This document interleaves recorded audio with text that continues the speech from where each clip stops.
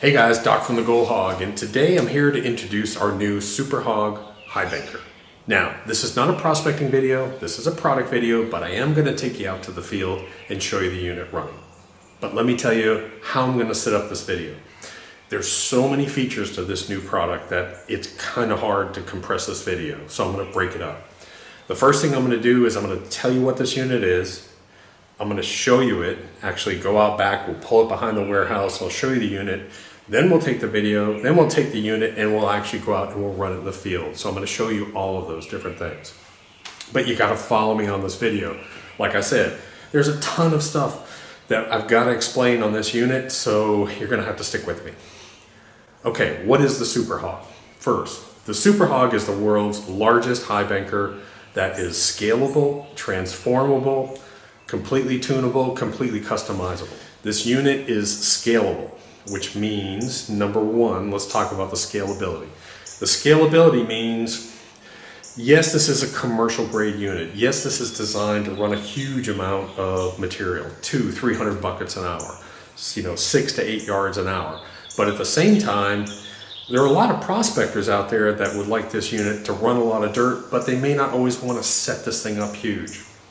So what I did was, we made this unit and designed this unit so that you could scale it down. So you could run it as a small little portable scouting unit. Then you could add a flare onto it, make it a good prospecting, and then you could ramp it up to its full production mode. I'll show you that here in a minute too. This unit is designed with multiple different trays, and each one of these trays has a specific job. Each one of these trays, as it runs, has a different matting configuration. The width is different, the water velocity is different. The main thing about this is the definition of insanity. The definition of insanity, it's been said, is repeating the same act over and over and over, expecting different results.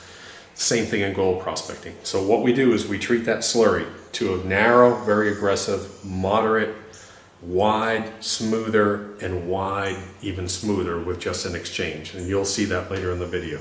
So anyways, let's go ahead and I'll take you out, and first thing I'm going to do is I'm going to show you the scalability, how we change this thing out. We'll talk about the matting configurations. I'll take you out to the field. I'll show you it running. It's a pretty cool unit.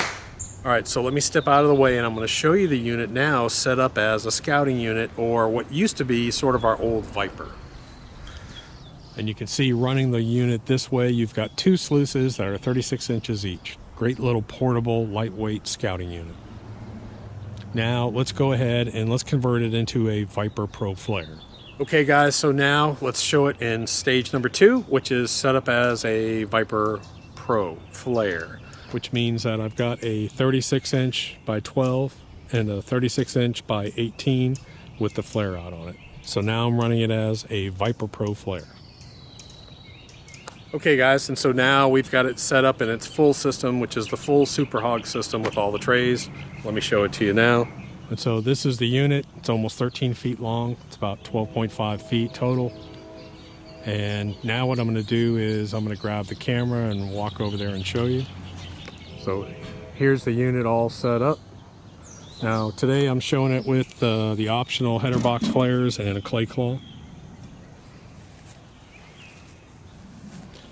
You have a 36 inch very aggressive, 36 inch moderate aggression.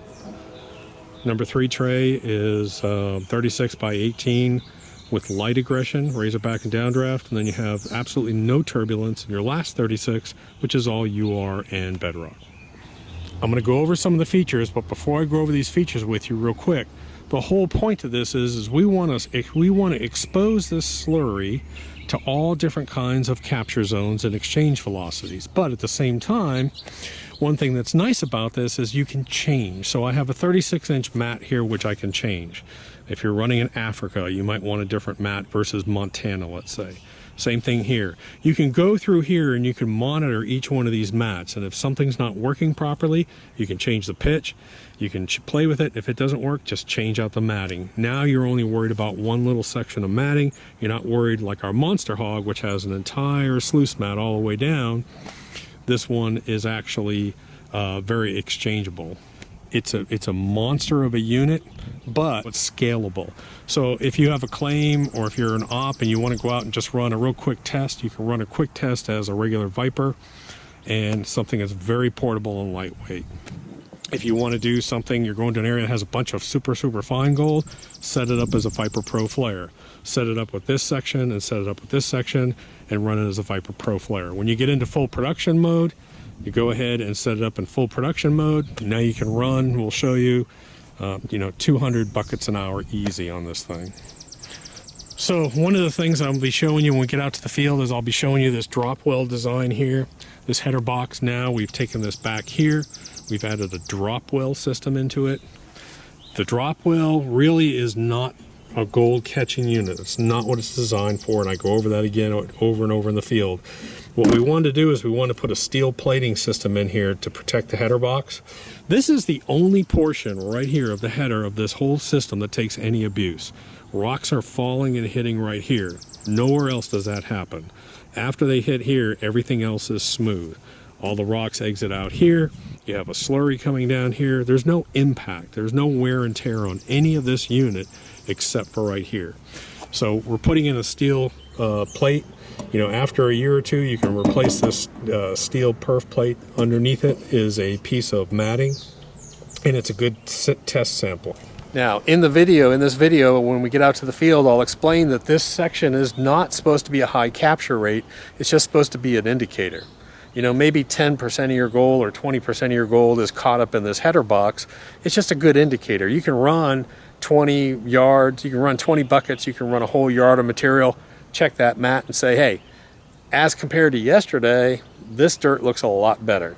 It's just a great way. You'll get a sense. It's your own personal sort of feeling on your own personal unit. You'll be able to pan it and look at it and see. And I'll show the gold that we caught up in that section right there. Again, this is, I'll go over that out in the field again with you, but a 1.5 inch plumbing system. It's designed to run off a cheap 2-inch semi-trash pump. Just as normal, we have our reverse ramp riffle section down here. It comes down, we've got aggressive river hog and talon up at the top. We've got a little bit of river hog, scrubber, and talon on the next one. We've got, then you've got your flare out system, which has a deadening zone inside of it. This kills and spreads the slurry out perfectly. Then it comes into razorback and downdraft here, and then we finish it up with UR and bedrock. Now this section, what's really cool about this section when I ran it yesterday, I would say, on our run yesterday, 10-15% of our gold maybe was caught up in here. Maybe 25% was here, 25% was here, and then we just started to see less and less. Down here, what was really cool was I had tons of super fine black sand down here, and just like 100 to 200 mesh gold, and just a trace amount. So what that was telling me was that everything was being caught right up in this section here. This was just a secondary, almost, there's no turbulence. This is all drop systems. So the bedrock and the UR is just a drop exchange. So there's no turbulence. So if you have any super fine gold in the 100 to 200 mesh range, you might see a little bit down in here, or tiny strange flakes. Again, we had almost zero losses, running at some real high feed rates. Hey guys, one other feature I wanted to talk about is this removable plate system. This plate system, it has a 2-inch hole in the back, but a lot of people want to dredge. They want to go 2.5 or 3 inch with this. So the nice thing is this plate right here just pops off. And I'll show that in the field. And now you have a 3-inch hole. So this is the way it comes standard. You just pop this little plate off here, and there's a 3-inch hole in there. I'll show that in the field later, but I wanted to talk about it.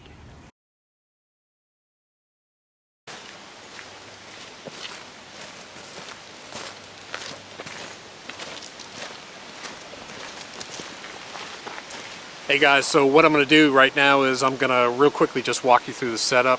I'll try and keep it short, but this unit has to be set up differently than most other units. Because it's so long, you don't want to try and put your legs in all together. You actually want to assemble one section, assemble the other section, and then marry those. So let me show you real quick. So what you do is, this is the lower section, the two 36 by 18s. You'll actually put the legs onto these, put the legs into here. Then you'll come up over here, put the legs into this unit, and then bring this unit down to here and connect it with the flare.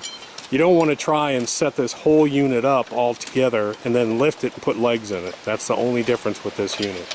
I always set up on a downward slope, number one, and then I always start my lower one just about all the way down. You don't want to put, at this point you don't want to put the long legs into the header box, just leave it just like it is.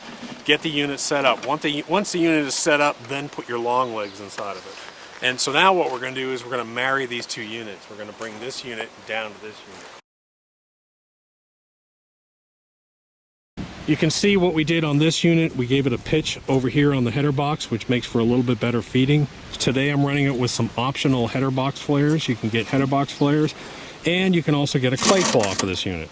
Clay claws for someone that's bucket feeding, obviously. But you'll notice on this, and I don't know a good way to show this because the leg brackets are in the way, but this unit has a drop down section. So you can see right here, the unit comes and it drops down about 3/4 of an inch. So on this head unit, I've got a drop down well.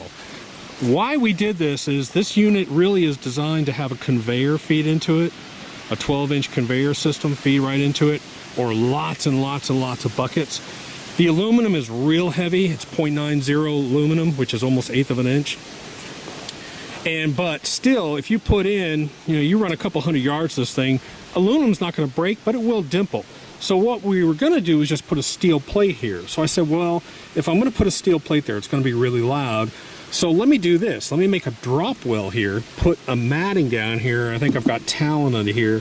And then we use a 14 gauge or 12 gauge perf plate steel right here.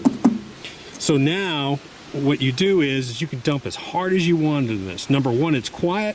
Number two, it takes all the abuse. All the abuse on this entire unit is right there. That's where your abuse is. Nowhere else takes abuse on this. So this is nice because you can just pound it and pound it and pound it. The other nice thing about this, let's say I want to do some quick testing or I want to see what the material is looking like. I can run a yard of material without having to do a full cleanup. What I can do is reach in here, I can pull that mat out. I can undo one screw. I've got this in here. It may not come with that, by the way. You can undo one screw, take this mat out, and pan what's in that mat and get sort of a feel for what kind of gold have I got. It really is not designed to capture gold. What it's designed to do is it's designed to protect the unit and to quiet the unit down. But there is a feature because we're doing it this way, and that is that it's going to hold gold up top. I don't know what it's going to hold. We'll see today. It might hold 10% of your gold or something. But it's a nice way to be able to check. I can just pull that mat out, pan that one mat and say, yeah, I'm on good gold. Look at that. And then I can go. And eventually you'll start to understand your unit and what percentage is caught up in that header box. The unit it has 1.5 inch plumbing inside the header box. Has 2 spray systems here. It also has a fan spray, which you'll see running. Has a little fan spray that settles the water down. All aluminum grizzly bars, which are nice and lightweight. They take a real good amount of abuse. And then we connect it up here to 1.5 inch hose. Now, I always tape this. You can glue these if you want. I like to tape them so that I can keep them turning, but they will blow off. I'm warning you now because you're going to be running some PSI through this. I put a piece of spa hose on here. I go to 1.5. Today, I'm running this Champion 2-inch semi-trash pump, and the reason why I'm running this is I wanted to show how economical it is to have an entire plant. So I've got a $250 pump. I've got this unit over here. So, I mean, I'm under $2,000 probably for an entire commercial plant, everything to go. So I've got a pump, hose, etc. We do not sell pumps and hoses. Say that again. We do not sell pumps and hoses. We do not sell pumps and hoses. There's no reason for us to sell them because you can get them so cheap. This Champion pump, I think it's rated at about 8,000 something GPH and about 45 PSI, and I'll be running it at 100%. You understand that? I'm going to run this at 100%. So I'm going to have all it can go. You can see what I've done. I tell everyone this. I reduce it to 1.5 right at the pump here. I forgot to glue this little reducer so it keeps blowing off, so I put tape on it. All right, so here's the other beautiful thing about this unit. Now what I can do, every single op runs differently. So what you can do is you can get this entire unit and you can say, you know what? this section of matting, no matter what I do to it, just isn't working for me. It's not working right. Well, now all you have to do is just replace a 36-inch piece of matting. Run it a little bit different. Same thing. I want to change it for here. I want to change it here. You're just replacing one mat. The other thing, let's say this happens all the time. Let's say you're working a bunch of pay and it's nice and clean, it's river gravels, no problem. All of a sudden you hit a bunch of clay. Maybe you have a little bit different slurry viscosity. So you want to do change of mat configuration. Let's say you have claims. You have a claim in Oregon and you have a claim in Montana. And Montana has a bunch of garnets. You want to run a little bit differently. Whatever you want to do is you can change this mat configuration. Whereas with the Monster Hog, and this is important, with the Monster Hog was one solid mat, okay? With this one, I can go and I can change each one of these individual sections. Again, we're gonna start running this off with the header box flares and a clay claw. Then what we're gonna do is we're gonna show you high production mode, and we'll take we'll take this header box flare off and the clay claw. Now you'll notice I only have two of the sides of the header flares so that it's easier to dump that way. When I go into the high-speed run, we'll probably take this side off too so we can dump from both sides. When we go into high-speed mode, I'll actually take off the clay claw as well. I'm just going to run it and run it and run it just to show you how fast, how much dirt this can. Again, this unit can run a bucket. You can just feed a bucket every 10 seconds into it. It's designed to have a secondary feeder into it, like a conveyor system, or like a lot of our apps in Africa, they have a lot of manual labor, so they have guys just carrying buckets and carrying buckets and carrying buckets. They can just keep feeding this and feeding this and feeding this unit. So without further ado, let's set her up, let's fire up, and let's show her run.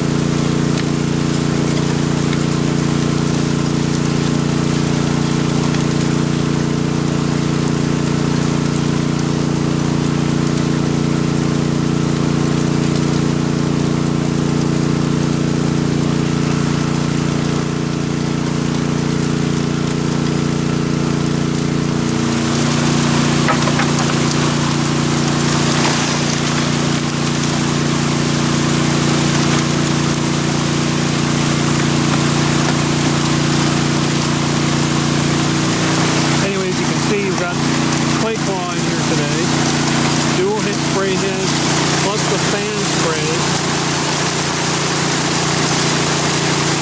Goes to a reverse ramp ripple down here, goes into mat number 1,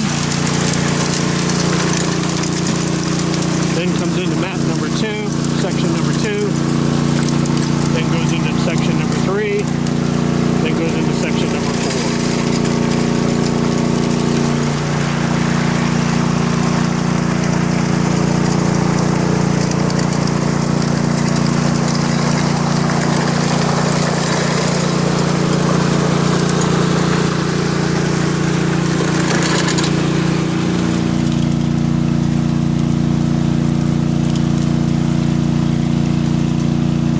Hey guys, so let me tell you what we're doing now. You know, this unit really is designed to be sort of a secondary feed unit. In other words, have a conveyor system dump into this header box. And so what I've done is I've taken off the header box flares and I've taken off the clay claw. This material we're running kind of needs a clay claw. I understand that. But what I'm going to do is I'm going to show you how quickly this unit can process it. In other words, incremental processing. First of all, if you don't understand incremental processing, go watch that video. Incremental processing, go to YouTube, go to Google, type it in, watch that video. You'll understand why a sluice needs to be long based on its feed rate. But this unit right here can take probably a bucket every 10 seconds. So you're talking over 300 buckets an hour that you could feed this thing if you wanted to. But it really isn't about bucket feeding per se. It really is designed to have a secondary dump into it, whether it be a conveyor system or another feed system coming inside of it. So we're going to take half a yard of material, which is about 22 buckets, and I'm going to show you how quickly we run it. I'll just set up the camera, I'll let it roll, and show you how we do it. I'll have 2 guys feeding it. As soon as one guy, it's going to be about a 10-second dump. 1,000, 2, 1,000, 3, 1,000, about 10 seconds. As soon as he's done, that next guy needs to be coming up. There can't be any break. So you just got to go and you got to go. And I'll probably monitor some of it. But anyways, that's what we're about to do. All right, so here's our, we're going to run we got about 22 buckets. Again, we're going to set it up. We're just going to have them consistently feed it. So, all right, go ahead. Let's start.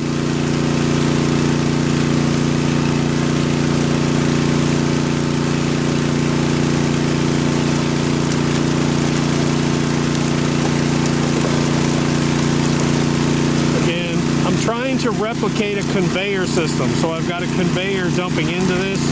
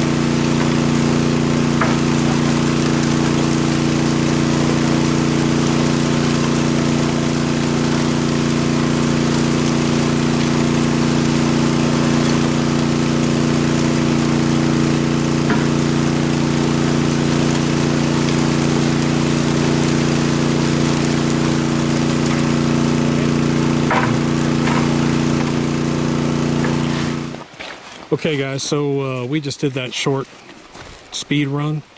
Now what I'm going to do is, for the heck of it, since I talk about it, I'm going to pull this section right here with this matting out. Again, you take one screw out, pop this out, pull the mat out, and I'm going to see what's inside of here.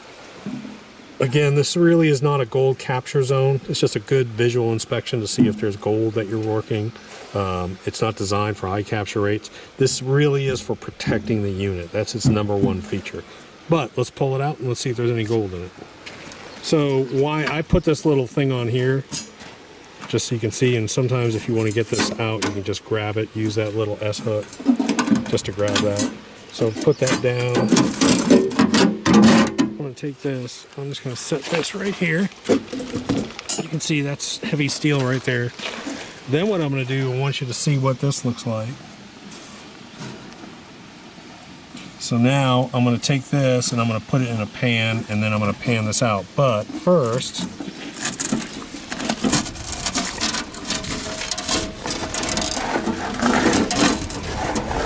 I'm going to take this so you can see this mat. I'm going to set it right there.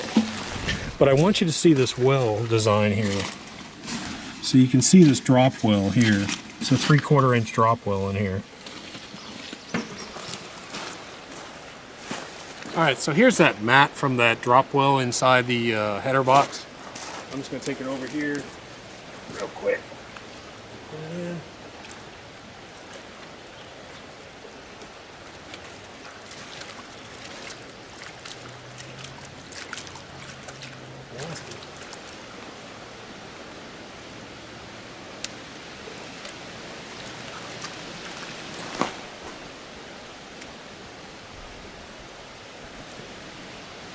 Let me get the camera and show you.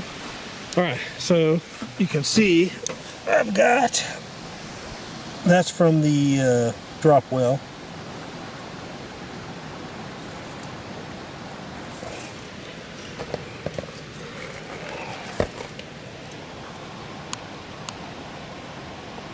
So that's pretty good. So it'll be interesting. I'm going to save this separate. Again, it's just a good visual checkpoint. Alright, so we did that speed run. I went ahead and we put back on the header box flares and the clay claw, because now we're going to slow down and run at a more moderate rate. But I wanted to show you real quick so you understand that each one of these mats is a separate mat. And all you do is you take out one screw and slide out the mat, so you can see that it slides out, slides up underneath here. Now this one, I probably will end up putting a piece of Talon in here and making it go further up, because I'm getting a little leakage out of that area there. But the rest of them I'm fine on. The rest of them I'm real good on. Okay guys, now that we've shut down, I'm going to go ahead and show you a special feature on this thing. It has a 1.5 inch plumbing system right in here, but you can convert this up to a 3-inch dredge. You can go 2, 2.5. 2.5 is probably the best, but you can also go up to 3. The problem is how do you get a 3-inch hole through a 3-inch hose through a 2-inch connection? So what I did is while we were designing this, let me show you what you can do. Once you take off your plumbing system here, disconnect this. Now, take that plate off, and now you have a 3-inch hole here. So you understand that there's a 3-inch hole in here standard. It comes with this plate that mounts onto the back here, and that's the way it comes, and that's the way you run it. But if you want to dredge with it, take that off, put it up to a 3-inch dredge tube through here, which is pretty cool. Neat little feature. All right, guys. Well, what I'm going to do is I'm going to leave the mats in this unit simply because it's windy. We have a chance of a thunderstorm today. So, and I don't have a good way to sort of do a good evaluation mat by mat by mat. So what I'm going to do is I'm going to drain this and leave the mats in it. When I get back to the shop or get back home, I'll actually clean these mats out and we'll take a look at where that gold was mat by mat, just so you can see it. Hey guys, it's early the next morning, and what I've done is I've pulled this Super Hog out of my truck and I've broken it into 4 sections. I just wanted, this is sort of an evaluation process that we go through. Is on this run I'm not going to just wash all the mats and check them. What I'm going to do is sort of study each one and study sort of the tuning points. But just to have it on record so you can see it, this is that's number 4 tray, that's bedrock, that's the UR. This is number 3 tray, that's Razorback. Now these are all dried out. That's Downdraft. Then you go in here, and because it's all dried out, you'll see there's a scrubber. There's talon. Now, I want you to understand, look at the rocks in the talon. That's normal. Those rocks are dancing around. You can see the hematite in there. And I know that there's gold up under that. And then here's the number 1 tray. You can see the talon with a bunch of rocks. You can see this tall river hog, another tall river hog. Now I cut this river hog down and I cut it too short, so I'm gonna have to remake this mat. But I need a smaller one here because I'm just rooster tailing. This one I'm gonna take down a little bit too, but I think I'm gonna leave this one large. This will sort of be our nugget trap right here. I like that a lot. And then I pulled out the reverse ramp riffle. Reverse ramp riffle sits here, and this becomes a flooding chamber. And what I've done is I pulled that out so you can see it. And this is what it'll look like. And then you'll see I've got garnets. If you have any real heavy gems, there's a bunch of garnets sitting in here. Garnets and rubies. It won't catch all your gems, but it'll catch a few of them. Gems is a manual process. It's not a Highbanker process. But you can see the moss. And then when you lift up the moss, you'll have that sort of silty pile underneath. And when we wash this down, we find a lot of gold up in there. And it's just because this area is just flooding and flooding and flooding, and it's sort of a fluid bed in here, quasi-fluid bed I call it. So I'll probably wash some of these down and let you have a look as I wash some of them down, and we'll look at some of the gold. There's not a whole bunch of gold in here. But a good overall run, and time to do some evals. Alright, so one thing you can see as I'm washing this down, I sort of pause. This is my number 4 mat. This is the UR section in here. But you can see the huge amount of fine black sand I've got in there. Same thing, if you look at this bedrock. The same thing. Lots of fine black sand. Now I'm washing this down. The water's getting kind of muddy because we were running such muck, but look at all that right there. That's just mainly just fine black sands. And you can see how, I mean, this becomes a real finite sort of situation here where we're working with super fine material. There's no, in mat number 4, there's no turbulence whatsoever. This is all a drop system. So this is a drop and exchange. There's a little bit, like maybe right in here on a bedrock, but there's really not a lot of turbulence, and that's why you get all that super fine black sand. It's very quiet. You can even see it now if the sun's hitting it. Okay, so I tapped down again. This is from tray number 4. We're talking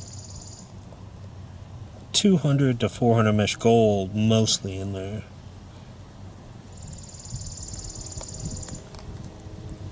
Kind of tough to see, but you can see I have a ton of this fine black sand in here.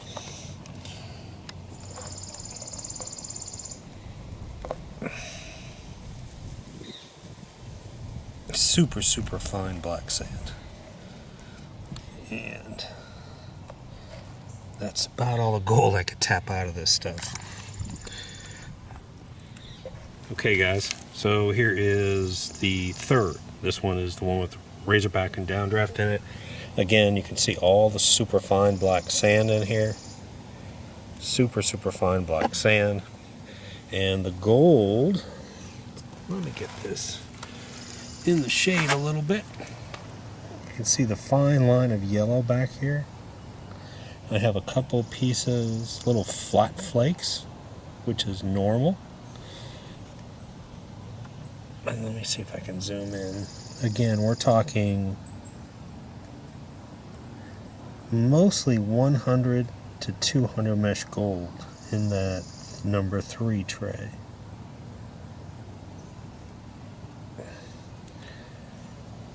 But I also want you to see the fine black sand in here. Okay guys, so mat number 1, mat number 2, that's the one I'm on. I'm on mat number 2 now. I'm starting to see a few pieces of larger gold. but still, let me zoom in here. Still, I have a lot of super fines in there. So I have a lot of that 50 to 150 mesh stuff in there. And again, super fine black sand, which is what I want to see. I'm starting to see a couple of little chunkers in there now. Alright, I'm going to shoot this real quick because a lot of people are shocked. This is the hole at the top of the system. So I have moss over this in the fluid zone. And a lot of people are shocked at just how much gold gets caught in here. Sometimes I'll have 50-60% of my gold sitting right up in this one little section, but you can see those chunkers there.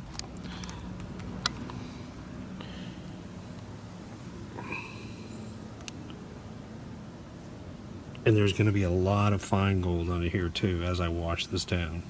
But I just wanted to, people are always shocked. If you actually sit here and wash this one little section separately, it's really cool to watch. But you'll see lots of fine gold in here too. We'll see lots of 100 mesh gold up under that moss and that fluid bed. Alrighty, so here's mat number 1. This is the result from mat number 1. You can see the gold in here. I'll zoom in a little bit so you can get a better feel.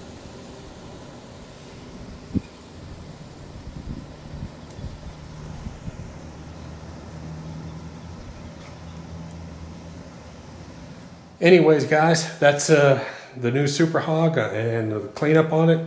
If you have any more questions, you can go to bighighbanker.com. That's where we're going to put up a lot of the information. Thanks.